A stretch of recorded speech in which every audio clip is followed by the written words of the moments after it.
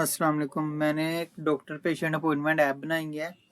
Patient कोई भी appointment doctor से लेता है तो उस डॉक्टर के पास रिक्वेस्ट जाएगी, और अगर डॉक्टर अपॉइंटमेंट को एक्सेप्ट या रिजेक्ट करेगा, उसकी मेल जो है पेशेंट की जीमेल पे जाएगी मेल। और इसके लिए मैंने फायरबेस से पुश नोटिफिकेशन यूज़ किया है, ये मेल ट्रांसफ़र के लिए पुश नोटिफिकेशन। तो ये हमारी ऐप का मेन डॉट का कोड है। उसके बाद ये मेरी ऐप की फ्रंट स्क्रीन है। इस पर मैंने डार्क और लाइट थीम ऐड की है।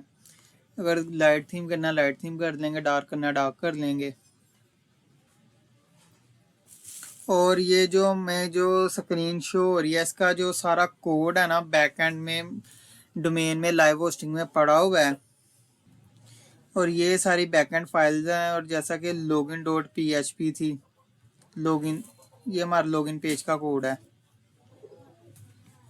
ये लॉगिन पेज का कोड है। और उसके बाद ये मेरा डीबी का कोड है, जिसके साथ मैंने डेटाबेस के साथ कनेक्शन करवाया।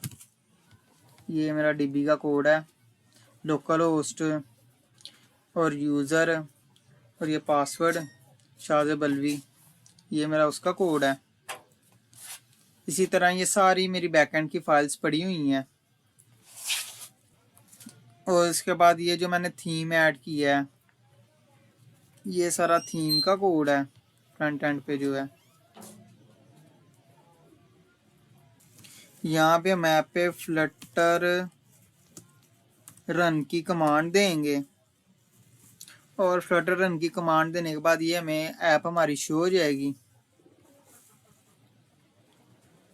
यहाँ पे यूज़र जब लॉगिन करेगा अपना नेम और पासवर्ड लिख के, ईमेल और पासवर्ड लिख के, और जब ये नेम और पासवर्ड लिखा तो लॉगिन करेंगे।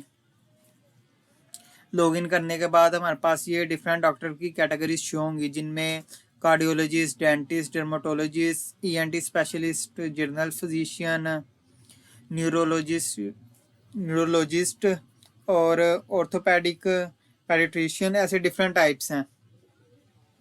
तो मैं जिस कैटेगरी के डॉक्टर को अपॉइंटमेंट लेनी है उसको हम सिलेक्ट करेंगे। मैंने कार्डियोलॉजिस्ट को सिलेक्ट किया है। ठीक है। इसके बाद इसमें दो डॉक्टर हैं, डॉक्टर अली और डॉक्टर सना। इन दोनों की एक्सपीरियंस डिफरेंट है और इनकी फ़ी भी डिफरेंट है। एक की 2500 है और एक की 2000 है। और अगर मैं देखें डॉक्टर अली अली की अपॉइंटमेंट बुक करना चाहता हूँ, ये देख सकते हैं यहाँ पे एक अपॉइंटमेंट स्लॉट बुकड है, और हम यहाँ से डेट सेलेक्ट करेंगे।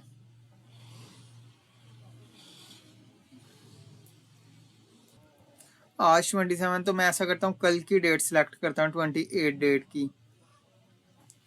तो ये हमारे पास सारा अपडेट हो गई, ये आ जाएगा।